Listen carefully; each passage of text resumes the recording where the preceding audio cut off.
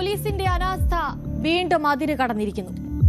വീണ്ടും പോലീസിന്റെ ശ്രദ്ധയില്ലായ്മ കാരണം ഒരു കൊലപാതകം കൂടി നടന്നിരിക്കുന്നു.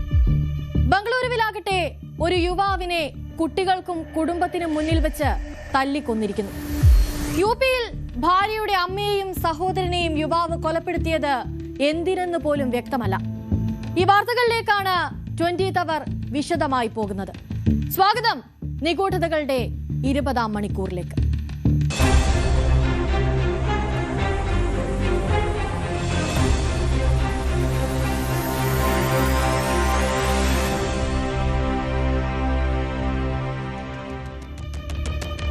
ഉത്തർപ്രദേശിലെ ബറേലി ജില്ലയിൽ ഒരു യുവാവിന്റെ ആക്രമണത്തിൽ കൊല്ലപ്പെട്ടത് അയാളുടെ ഭാര്യാമാതാവും സഹോദരനുമാണ്. മകളും ഭർത്താവും തമ്മിലുള്ള തർക്കം തീർക്കാൻ എത്തിയതായിരുന്നു ഇരുവരും. ഒടുക്കം ഇരുവരെയും കൊലപ്പെടുത്തി പ്രതി ഓടി രക്ഷപ്പെട്ടു.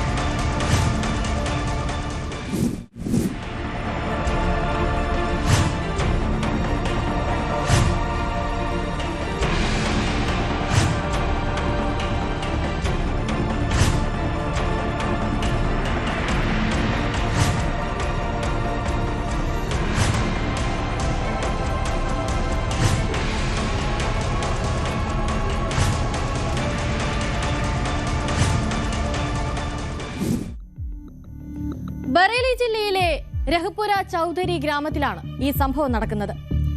അഫ്സർ ഖാൻ എന്ന യുവാവും അയാളുടെ ഭാര്യ സൈമയും തമ്മിൽ വഴക്ക് പതിവായിരുന്നു. ക്രമേണ തർക്കം രൂക്ഷമായപ്പോൾ സൈമയുടെ വീട്ടുകാരും നാട്ടുകാരും ഒക്കെ ചേർന്ന് ഒരു യോഗം വിളിച്ചു ചേർത്ത് ഇരുവരുടെയും വഴക്കിൽ ഒത്തുതീർപ്പുണ്ടാക്കാനുള്ള തീരുമാനത്തിലേക്കെത്തി. അങ്ങനെ ഗ്രാമവാസിയായ റാഷിദ് എന്ന വ്യക്തിയുടെ വീട്ടിൽ വെച്ച് പഞ്ചായത്ത് വിളിച്ചു ചേർക്കാൻ അവർ തീരുമാനിച്ചു. പറഞ്ഞുറപ്പിച്ചതുപോലെ തന്നെ കൃത്യസമയത്ത് അഫ്സർ ഖാൻ സ്ഥലത്തെത്തിയെങ്കിലും യോഗം തുടങ്ങിയപ്പോൾ തന്നെ അയാൾ ഭാര്യയെയും ഭാര്യ വീട്ടുകാരെയും അസഭ്യം പറയാൻ തുടങ്ങി. പിന്നീട് പെട്ടെന്നായിരുന്നു അയാൾ പോക്കറ്റിൽ കരുതിയിരുന്ന ആയുധം ഉപയോഗിച്ച് ഭാര്യാമാതാവിനെയും അവരുടെ സഹോദരനെയും ആക്രമിക്കാൻ ആരംഭിച്ചത്. ആക്രമണത്തിൽ പരിക്കേറ്റ സൈമയുടെ മാതാവ് അസ്മയും 19 വയസ്സുകാരനായ സഹോദരനും അവിടെ വെച്ച് തന്നെ മരണപ്പെട്ടു. അമ്മയെയും സഹോദരനെയും ആക്രമിക്കുന്നത് കണ്ട് പിടിച്ചു മാറ്റാനെത്തിയ സൈമയ്ക്കും പരിക്കേറ്റു. ഇവർ നിലവിൽ ആശുപത്രിയിൽ ഗുരുതരാവസ്ഥയിൽ തുടരുകയാണെന്നാണ് പോലീസ് വ്യക്തമാക്കുന്നത്.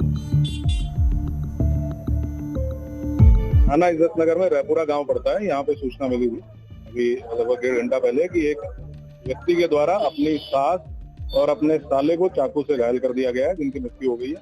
अपनी पत्नी पे भी चाकू से वार किया गया है, जो वर्तमान में उपचाराधीन है। मौके पे सभी गैजेटेड ऑफिसर्स मौजूद है, फील्ड यूनिट की टीम मौजूद है। मेरे द्वारा यहाँ जो घटना स्थल है उस घर में लोगों से पूछताछ की गई है, बातचीत की गई है। उनके द्वारा बताया गया कि ये पति पत्नी का विवाद आपस में था।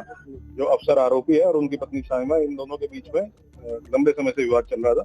पहले भी यहाँ जो राशिद जिसका मकान है 2 बार इनका समाधान आपस में करा चुके थे, पंचायत करके करा चुके थे। आज भी उसी समाधान के लिए इनके यहाँ बुलाया गया था दोनों पक्षों को। बातचीत होने लगी। बातचीत के दौरान कुछ बातें ऐसी हुई जिसमें दोनों पक्ष अग्रेसिव हुए और उसके बाद आरोपी के द्वारा चाकू से हमला कर दिया गया दूसरे पक्ष पर, अपने ससुराल पक्ष पर। वो भी इन्हीं के परिवार के लोग हैं और उसमें 2 लोगों की मृत्यु हुई है। एक जो इनकी पत्नी है वो वर्तमान में घायल है। जो भी परिवार के द्वारा दलील दी जाएगी हम लोग एफआईआर दर्ज करेंगे, कठोर कार्रवाई इंश्योर करेंगे। മറ്റൊരു പ്രധാനപ്പെട്ട വിഷയം എന്തെന്നാൽ ഭർത്താവ് തന്നെയും കുടുംബാംഗങ്ങളെയും കൊല്ലുമെന്ന് ഭീഷണിപ്പെടുത്തുന്നുവെന്ന് ആരോപിച്ച് സൈമ കഴിഞ്ഞ ഞായറാഴ്ച ഇസ്തർ നഗർ പോലീസ് സ്റ്റേഷനിൽ രേഖാമൂലം പരാതി നൽകിയിരുന്നുവെന്നതാണ്. പ്രതിയായ അഫ്സർ ഖാന് അക്രമാസക്തമായ സ്വഭാവമുണ്ടെന്നും അതിനാലാണ് ഭാര്യ സൈമ അഫ്സറിനൊപ്പം താമസിക്കാൻ വിസമ്മതിച്ചതെന്നുമാണ് പിന്നീട് പുറത്തുവന്ന വിവരങ്ങൾ. 2022 ഇയാൾ തന്റെ മാതൃ സഹോദരനെയും കൊലപ്പെടുത്തിയിരുന്നുവെന്നും വ്യക്തമാവുന്നുണ്ട്. ആ കൊലപാതകത്തിൽ കോടതിയിൽ നിന്ന് ജാമ്യം ലഭിച്ച അടുത്തിടെയാണ് ഗ്രാമത്തിലേക്ക് ഇയാൾ മടങ്ങിയെത്തുന്നത്. സൈമ നേരത്തെ പരാതി നൽകിയിട്ടും നടപടി സ്വീകരിക്കാത്തതിൽ പോലീസിനെതിരെ ഗ്രാമവാസികൾക്കിടയിൽ കടുത്ത പ്രതിഷേധവുമുണ്ട്. പ്രതിക്കെതിരെ പോലീസ് നേരത്തെ കർശന നടപടി സ്വീകരിച്ചിരുന്നെങ്കിൽ ഈ രക്തച്ചൊരിച്ചിൽ ഒഴിവാക്കാമായിരുന്നുവെന്നാണ് അവർ പറയുന്നത്. പോലീസിന്റെ ഭാഗത്തു നിന്നുണ്ടാകുന്ന ഈ അനാസ്ഥ ഉത്തർപ്രദേശിൽ നടക്കുന്ന ആദ്യത്തെ സംഭവമല്ല. ഇന്നലെയും സമാനമായ രീതിയിൽ ഒരു വാർത്ത പുറത്തു വന്നിരുന്നു. തന്റെ ജീവൻ അപകടമുണ്ടെന്നൊരു യുവാവ് പോലീസിന് പരാതി നൽകിയിട്ടും അയാൾക്ക് യാതൊരു സംരക്ഷണം നൽകാനോ കുറ്റാരോപിതരെ പിടികൂടാനോ പോലീസ് തയ്യാറായില്ല. പിന്നീട് അതേ പ്രതികൾ തന്നെ ആ യുവാവിനെ കൊലപ്പെടുത്തുകയും ചെയ്തു. ഇത്തരം സംഭവങ്ങൾ ഇപ്പോൾ യുപിയിൽ പതിവായിക്കൊണ്ടിരിക്കുകയാണ്.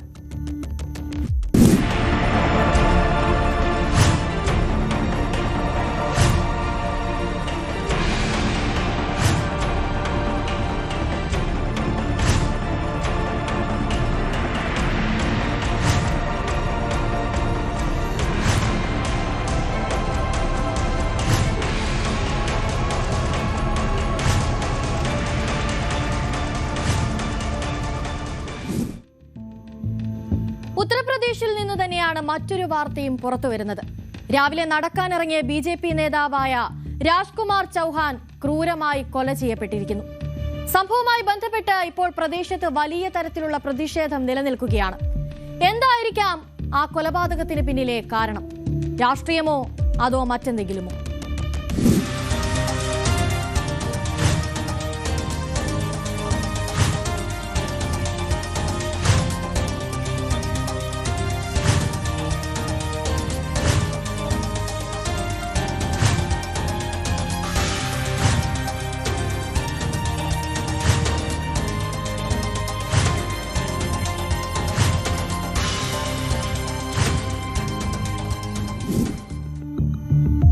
ഇന്ന് മോർണിംഗ് വാക്കിനായി പുറത്തുപോയതായിരുന്നു ഉത്തർപ്രദേശിലെ BJP നേതാവ് 42-കാരനായ രാജ്കുമാർ ചൗഹാൻ. പുലർച്ചെ ഏകദേശം 5:30ഓടെയായിരുന്നു രാജ്കുമാർ വീട്ടിൽ നിന്നും പുറത്തേക്ക് പോയത്. വീട്ടിൽ നിന്നും 500 മീറ്റർ അകലെയുള്ള ചിലുവതാലിയിലെത്തിയപ്പോൾ രാജ്കുമാറിനെ 4 പേർ അടങ്ങുന്ന ഒരു സംഘം പിന്തുടരാൻ ആരംഭിച്ചു. പിന്നീട് പെട്ടെന്ന് രാജ്കുമാറിന് ചുറ്റും അവർ വളഞ്ഞു. ഒന്ന് പ്രതികരിക്കാനുള്ള സമയം ലഭിക്കുന്നതിന് മുൻപ് തന്നെ അവർ അദ്ദേഹത്തെ ക്രൂരമായി കുത്തി പരിക്കേൽപ്പിച്ചു.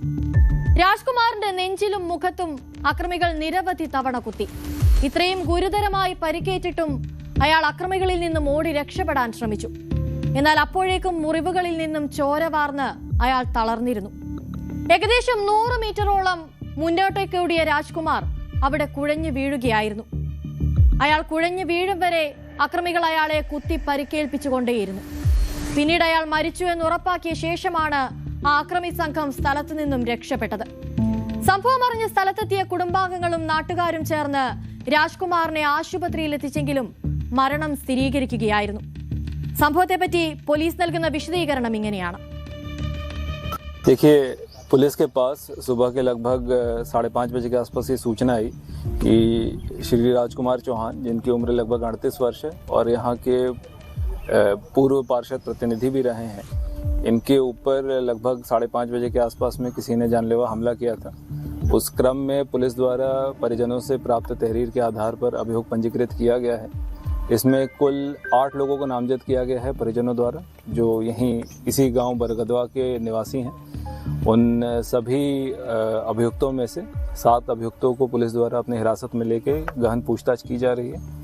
साथ में यहाँ पर पुलिस की 8 टीमें लगाई गई हैं, जो यहाँ पर जितना हमारे इलेक्ट्रॉनिक डेटा कलेक्शन है उस पर लगी हुई है और परिजनों के साथ लगातार संपर्क स्थापित करते हुए इसमें सारी विधिक कार्रवाई पूरी की। देखिए, यहाँ पर गांव में हम पुलिस के पास लगभग 6-7 CCTV कैमरे हैं, उसका फुटेज प्राप्त हुआ है। उसमें से कुछ एविडेंसेस भी हमारे पास आ चुके हैं और बाकी सभी CCTV फुटेज का गहनता से अवलोकन चल रहा है। हमारे अभी 7 जो नामजद अभियुक्त हैं वो पुलिस की हिरासत में, उनसे भी गहनता से पूछताछ चल रही है और पुलिस सभी एंगल्स पर अच्छे से कार्रवाई कर रही है। अभी इस प्रकार की जानकारी अभी आप लोगों के माध्यम से ही मैं सुन रहा हूँ और बाकी परिजनों से बात करके बाकी चीज़ें स्पष्ट हो जाएंगी।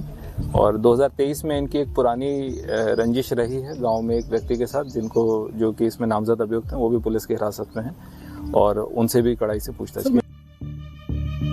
കൊലപാതകം നടന്ന് നിമിഷങ്ങൾക്കുള്ളിൽ തന്നെ പ്രദേശത്ത് വലിയ തരത്തിലുള്ള പ്രതിഷേധ പ്രകടനങ്ങൾ ഉയർന്നു വന്നു. ഏകദേശം 500-ലധികം ആളുകൾ കൊലപാതകം നടന്ന സ്ഥലത്ത് തടിച്ചുകൂടുന്ന സാഹചര്യവുമുണ്ടായി. 10-ലധികം സ്റ്റേഷനുകളിൽ നിന്നുള്ള പോലീസിനെ വിന്യസിച്ചുകൊണ്ട് പോലീസ് പിന്നീട് ജനക്കൂട്ടത്തെ ശാന്തമാക്കി. അതേസമയം സ്ഥലത്ത് തടിച്ചുകൂടിയ പ്രവർത്തകരും സംഭവത്തിൽ പ്രതികരിച്ചിരുന്നു. അക്രമികൾ വാഹനം അകലെ നിർത്തി കാൽനടയായിരിക്കാം രാജ്കുമാറിനടുത്തേക്ക് പോയതെന്നാണ് പോലീസ് നൽകുന്ന വിശദീകരണം. ഇത് മുൻകൂട്ടി ആസൂത്രണം ചെയ്ത് നടത്തിയ കൊലപാതകമാകാനും സാധ്യത കൂടുതലാണ്.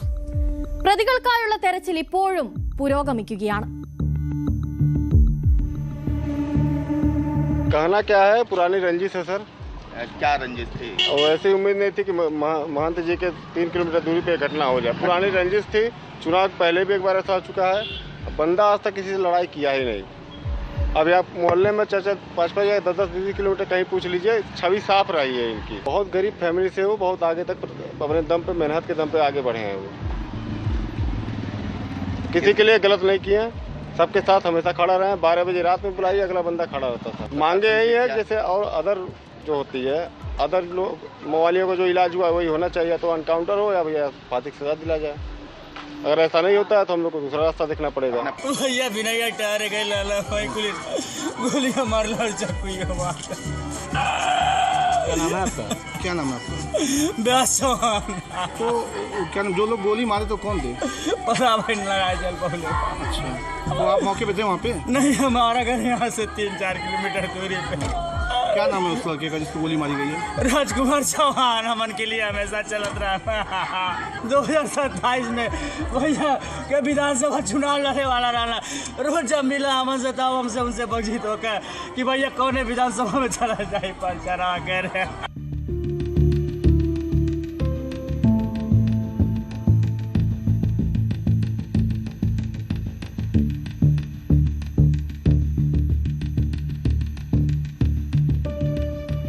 സംഭവത്തിൽ നാട്ടുകാർ നൽകുന്ന വിശദീകരണം ഇതാണ്. വൈരാഗ്യം മൂലമാണ് അവർ രാജ്കുമാറിനെ കൊലപ്പെടുത്തിയതെന്നാണ് അദ്ദേഹത്തിന്റെ ഭാര്യ നൽകുന്ന വിശദീകരണം. മുൻകാല വൈരാഗ്യം ആരോപിച്ച് തന്റെ ഭർത്താവിനെ ഒരു വ്യാജ കേസിൽ പ്രതി ചേർത്ത് മുൻപ് ജയിലിൽ അടച്ചിരുന്നുവെന്നും അവർ വ്യക്തമാക്കുന്നുണ്ട്. പ്രാദേശിക തലത്തിൽ രാഷ്ട്രീയമായി സജീവമായിരുന്നു ഈ രാജ്കുമാർ. OBC സമുദായത്തിൽപ്പെട്ട ചൗഹാൻ വരുന്ന ഉത്തർപ്രദേശ് നിയമസഭാ തെരഞ്ഞെടുപ്പിൽ ബസ്തിയിൽ നിന്ന് മത്സരിക്കാൻ തയ്യാറെടുക്കുകയും BJP ടിക്കറ്റ് തേടുകയും ചെയ്തിരുന്നതായി റിപ്പോർട്ടുകൾ പുറത്തുവരുന്നുണ്ട്. ഇതുമായി ബന്ധപ്പെട്ട എന്തെങ്കിലും വൈരാഗ്യമാണോ ഈ കൊലപാതക കാരണമെന്നും സംശയമുയരുന്നുണ്ട്. അതുപോലെ തന്നെ ഇയാൾ റിയൽ എസ്റ്റേറ്റ് ഇടപാടുകളിൽ അടക്കം ഉൾപ്പെട്ടിരുന്ന ഒരു വ്യക്തി കൂടിയായിരുന്നതിനാൽ സ്വത്ത് തർക്കമാണോ കൊലപാതക കാരണമെന്നും അന്വേഷണ പരിധിയിലുണ്ട്.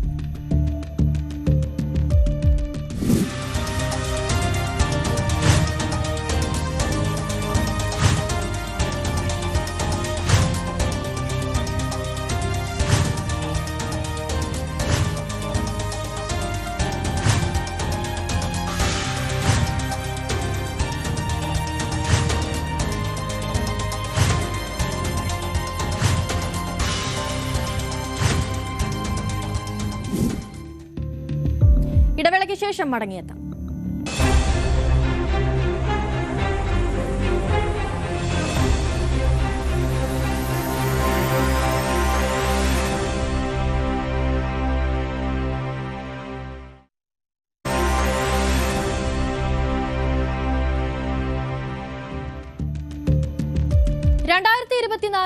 ഓഗസ്റ്റിലായിരുന്നു രാജസ്ഥാനിലെ ജലോർ ജില്ലയിലെ വ്യാപാരിയായ ഗൺവത് സിംഗ് കൊല്ലപ്പെടുന്നത്.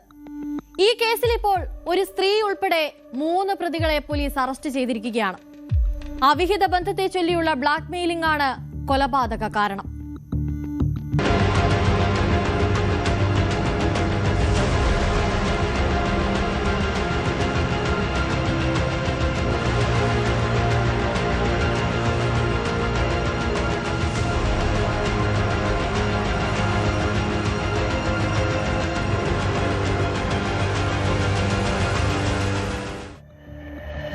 രാജസ്ഥാനിലെ ജലോർ ജില്ലയിലെ ഗണപത് സിംഗിന്റെ കൊലപാതകത്തിൽ 3 പ്രതികൾ പിടിയിലായിരിക്കുന്നു. ജേന്ദ്ര സിംഗ്, ലച്ചു ദേവി, വാഗറാം എന്നിവരാണ് പിടിയിലായത്. 2024 ഓഗസ്റ്റ് 27-നായിരുന്നു കടയിൽ നിന്ന് പുറത്തുപോയ ഗണപത് സിംഗിനെ കാണാതാകുന്നത്. ഏറെ തിരഞ്ഞിട്ടും ഗണപതിനെ കണ്ടെത്താനാകാതെ വന്നതോടെ അദ്ദേഹത്തിന്റെ സഹോദരൻ അഭയ് സിംഗ് റാംസീൻ പോലീസ് സ്റ്റേഷനിൽ പരാതിയും നൽകി. അന്വേഷണം ആരംഭിച്ച പോലീസ് പിറ്റേന്ന് റംസീൻ പ്രദേശത്തെ തന്നെ ഒരു റോഡിൽ ചെളിയിൽ കിടക്കുന്ന നിലയിൽ അദ്ദേഹത്തിന്റെ മൃതദേഹം കണ്ടെത്തി. മൃതദേഹം കണ്ടെത്തുമ്പോൾ ഗണപതിന്റെ തലയിൽ മുറിവേറ്റ പാടുകൾ ഉണ്ടായിരുന്നു. സമീപത്തായി അദ്ദേഹത്തിന്റെ മോട്ടോർ സൈക്കിളും. തുടക്കം മുതൽ തന്നെ ഇതൊരു കൊലപാതകമാണെന്ന സംശയം പോലീസിനുണ്ടായിരുന്നു. ആദ്യം മുതൽ തന്നെ കുടുംബവും പോലീസും പ്രധാന പ്രതിയായ ഇപ്പോൾ പിടിയിലായവരിൽ ഒരാളായ ഗജേന്ദ്ര സിംഗിനെ സംശയിക്കുകയും ചെയ്തിരുന്നു. അന്ന് ആ കൊലപാതകം നടക്കുന്നത് ഇങ്ങനെയാണ്. പ്രതി ഗജേന്ദ്ര സിംഗിന്റെ പിതാവ് സുരേന്ദ്ര സിംഗും ലച്ചു ദേവിയും തമ്മിലുള്ള അവിഹിത ബന്ധത്തെക്കുറിച്ച് ഗണപത് സിംഗിന് അറിയാമായിരുന്നു. അയാൾ അവരെ ഇത് പറഞ്ഞ് നിരന്തരം ബ്ലാക്ക്മെയിൽ ചെയ്യുകയും ചെയ്തിരുന്നു. ഈ സംഭവം ഗണപത് സിംഗ് പുറത്തു പറയുമോ എന്ന ഭയമാണ് അയാളെ കൊല്ലാനുള്ള നീക്കത്തിലേക്ക് അവരെ എത്തിക്കുന്നത്. ഗജേന്ദ്ര സിംഗ്, ലച്ചു ദേവി, മറ്റൊരു പ്രതിയായ വാഗാറാം എന്നിവർ ചേർന്ന് ഗണപതിനെ കൊല്ലാൻ ഗൂഢാലോചന നടത്തി. അങ്ങനെ 2024 ഓഗസ്റ്റ് 27-ന് ലച്ചു ദേവി ഗണപത് സിംഗിനെ ആളൊഴിഞ്ഞ സ്ഥലത്തേക്ക് വിളിച്ചു വരുത്തിയ ശേഷം 3 പേരും ചേർന്ന് അയാളെ ക്രൂരമായി കൊലപ്പെടുത്തി. ഗജേന്ദ്ര സിംഗിന്റെ ജോലിക്കാരനായിരുന്നു കുറ്റകൃത്യത്തിന് അവരെ സഹായിച്ച വാഗാറാം എന്ന വ്യക്തി. പ്രതികളെ പിടികൂടിയ ശേഷം പോലീസിന്റെ പ്രതികരണം ഇങ്ങനെയായിരുന്നു. सारे एविडेंस है जब तो गिरफ्तार किया है। काफी दिन लगने लगे इस मामले को खुलासा जब करने। एविडेंस आती है जब ही गिरफ्तार हो पाता है। मुझे कितने इसमें आरोपी गिरफ्तार हुए? 3 हुए, आपको 10 नोट दिए। आज इनको रिमांड और 33 घर ही। सर कितने दिन के रिमांड पे दिए? 4 दिन। തുടക്കം മുതൽ തന്നെ കൊലപാതകത്തിൽ ഗജേന്ദ്ര സിംഗിന്റെ പങ്കാളിത്തം കുടുംബം പോലീസിനോട് ആരോപിച്ചിരുന്നു. അന്വേഷണത്തിനിടെ പോലീസ് ഇയാളെ ചോദ്യം ചെയ്യുകയും ചെയ്തിരുന്നു. അറസ്റ്റിന് ശേഷം കുടുംബത്തിന് ഒടുവിൽ നീതി ലഭിച്ചുവെന്നായിരുന്നു നിരാഹാര സമരം നടത്തുന്ന ഗണപതിന്റെ 80 വയസ്സുള്ള അമ്മ വ്യക്തമാക്കിയത്. എല്ലാ പ്രതികൾക്കും വധശിക്ഷ നൽകണമെന്നാണ് അവർ ആവശ്യപ്പെട്ടത്.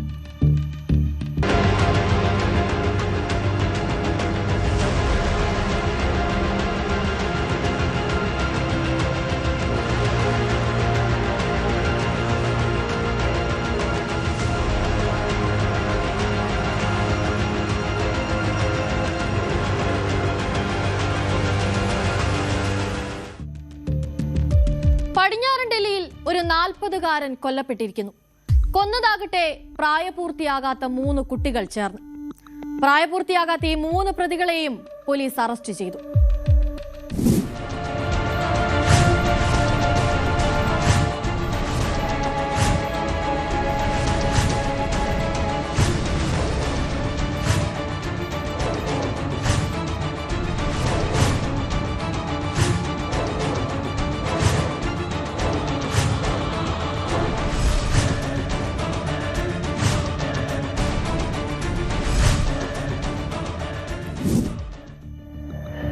പടിഞ്ഞാറൻ ഡൽഹിയിലെ സുൽത്താൻപുരി പ്രദേശത്ത് നിന്നാണ് ഈ വാർത്ത വരുന്നത്. അവിടുത്തെ ലേബർ കോളനി പ്രദേശത്തെ ചില പ്രായപൂർത്തിയാകാത്ത കുട്ടികൾ ചേർന്ന് കൊല്ലപ്പെട്ട അജയ് എന്നാളെ നിരന്തരമായി ഉപദ്രവിക്കുമായിരുന്നു. ഉപദ്രവിക്കാനുള്ള കാരണമാണ് അതിലേറെ ഞെട്ടിപ്പിക്കുന്നത്. ഇവർക്ക് മദ്യം വാങ്ങാനായി ഇയാളിൽ നിന്നും പലപ്പോഴായി പണം തട്ടിയെടുക്കാറുണ്ടായിരുന്നു. അതുപോലെ തന്നെ പണം നൽകാതെ വരുമ്പോൾ കുട്ടികൾ ചേർന്ന് ഇയാളെ മർദ്ദിക്കുന്നതും പതിവായിരുന്നു. പതിവ് പോലെ തന്നെ മദ്യം വാങ്ങാൻ പണം ആവശ്യപ്പെട്ട് അജയെ സമീപിച്ചപ്പോൾ ഉണ്ടായ തർക്കമാകാം ഒരുപക്ഷെ ഈ കൊലപാതകത്തിന് പിന്നിലെ കാരണം.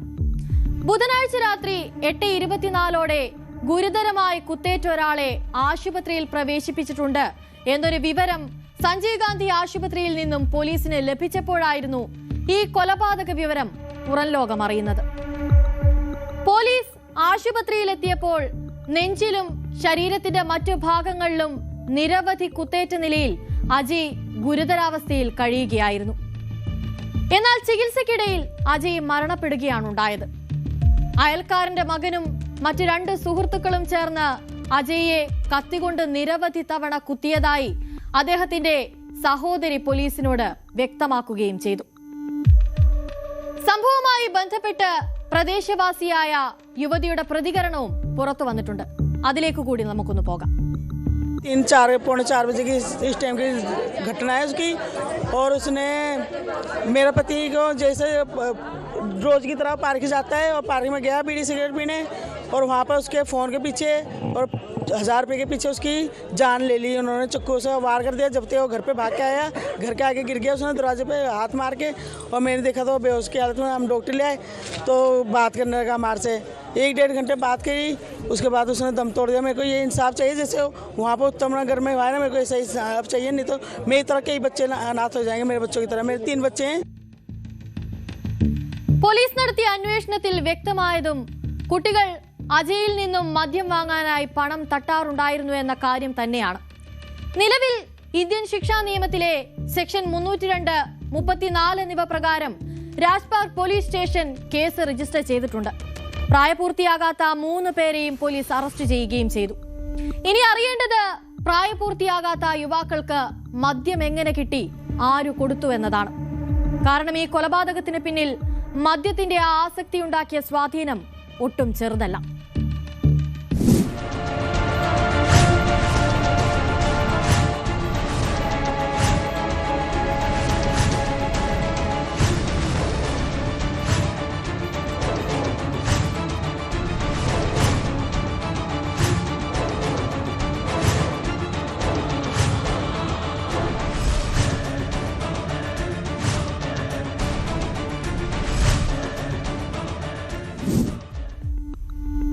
ട്വന്റി അവർ പൂർണ്ണമാവുകയാണ്. നമസ്കാരം.